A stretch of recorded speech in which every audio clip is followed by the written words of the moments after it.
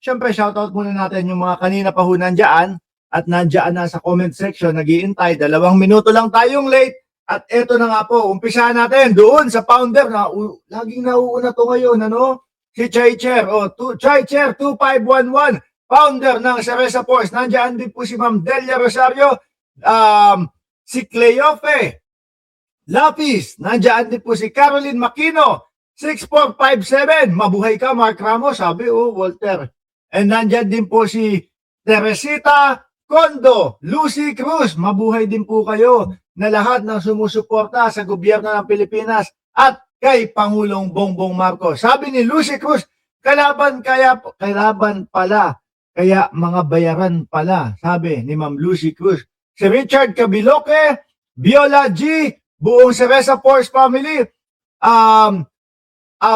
Apos Leroy? Apos Leroy, isama dapat sila Defensor at Balikod at Jason sa dapat diyan sa NBI at si Alaga, sino pa? Si Bench Uy, si Mills Money at sino pa? Last na bago tayo mag-umpisa. Margie Barcebal. Game ho mga kababayan, umpisahan natin dito kay Pangulong Bongbong Marcos. Ano po?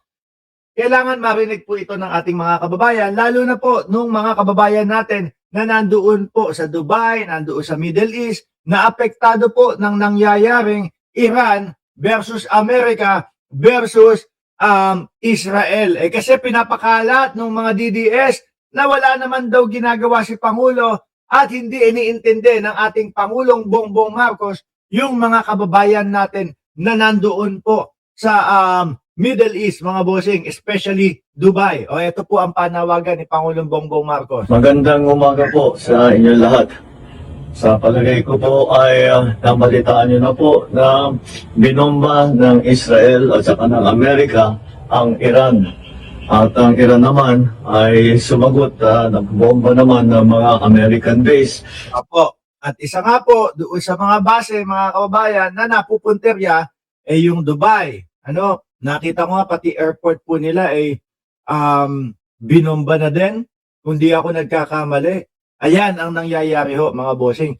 Magbibigay lang ako ng konting background para po dito. Kung bakit ganito ang ginagawa ng Israel at ng Estados Unidos. Base po doon sa sinasabi nila, ang Iran daw po kasi mga bossing, although hindi 100%, pero yun yung dinadahilan ng US. Ang Iran ay gumagawa ng nuclear, mga kababayan, na halos matatapos na at ayaw pumayag, mga boss chief Amoser, ng Estados Unidos at ng Israel na magkakaroon daw po ng isang bansang sumusuporta sa terorismo tapos meron silang nuclear. Imagine niyo na lang po yun, mga kababayan. Pero ang palabas ng mga DDS, paano kaya kapag ganito na ang nangyari?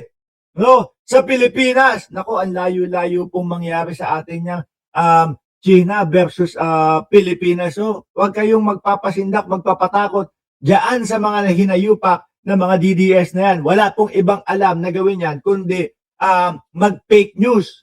Di ba, Joel? Tama ako? Mahilig silang mag-fake news lang.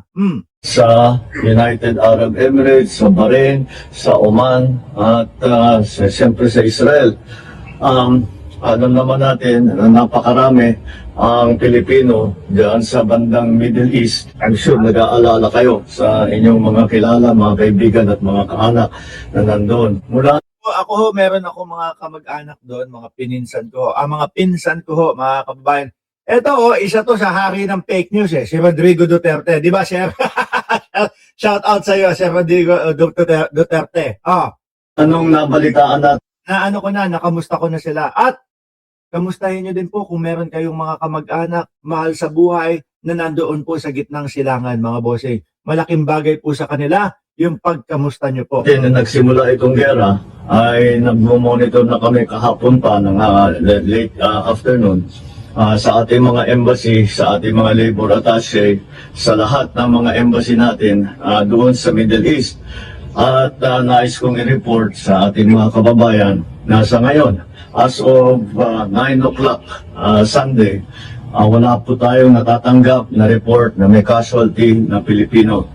Ayun. Ingat po lahat pa din, manatili po sa loob ng bahay, mga kababayan naming Pilipino diyan sa gitnang silangan. Wala pong Pilipino ang namatay, wala na Pilipino ang nasaktan. At sa ngayon ay patuloy ang aming pag-monitor para tiyakin na nasa magandang kalagayan ang ating mga kababayan sa Middle East. Yan. Kaya huwag kayong magpapapaniwala doon sa mga DDS na walang pakialam ang ating Pangulo, no? Sa mga kababayan natin na nasa gitnang silangan, no? Natawa ko kay Robin Padilla. Nag-post. Sabi ni Robin Padilla, meron na po bang kung di ako nagkakamali, ganito yung pagkakapost niya, no? Meron na po bang inihanda ang ating gobyerno daw, patungkol po dito sa digmaang Israel at Estados Unidos. Yung tipo bang parang kapag ka nagsalita si Robin Padilla, parang tayo-tayo lang ho, na hindi parte ng gobyerno siya. Yung Senado ay parang parang pribadong samahan lang ho, mga kababayan. Sir, baka nakalimutan nyo, kasama kayo sa gobyerno ng Pilipinas, Senado, Kongreso. Di ba? Makabatikos lang yata si Boss Robin Padilla, kaya sabi nung anak niya, kung tatakbo ng pagka-vice-presidente si Robin Padilla, sabi? Alis na lang daw ng Pilipinas. Ang ating tuloy-tuloy na binabantayan dahil ito'y kailangan natin tuloy-tuloy na bantayan at hindi ito tapos pa. Palagay ko patuloy pa itong gerang ito. Ngunit sa aming latest report ay ang ating mga kababayan ay nasa safe na lugar at sila ay nakapunta sa mga bomb shelter kung saan sila at lumalayo sila doon sa mga bases ng Amerikano upang hindi naman sila mapalapit sa alanganin. At saka nung nakita ko ho din, mga kababayan, yung update po doon sa mga leader, no, unang-una yung supreme leader ng Iran, deads na din ho alaws na din ho, mga kababayan, pati yung mga nasa ilalim niya, halos sabi ko, siguro patapos na itong mga ito kapag kaganyan. Ang bilis ho. Biruin mo, 24 oras lang ho, mga kababayan, neutralize na sila. Di ba? Neutralize na. Deads na agad-agad ho, mga bossing. Tingin ko, baka patapos na din agad. Patuloy po ang pagre-report natin habang dumadating po ang report sa akin. Magandang umaga po. Yan ha, please naman mga DDS, tigil-tigilan na ninyo yung pagpapakalat ng mga fake news, okay? At wag nyo nang sirain si Pangulong Bongbong Marcos. Ngayon ho, mga bossing, puntahan na po natin sila Baligod.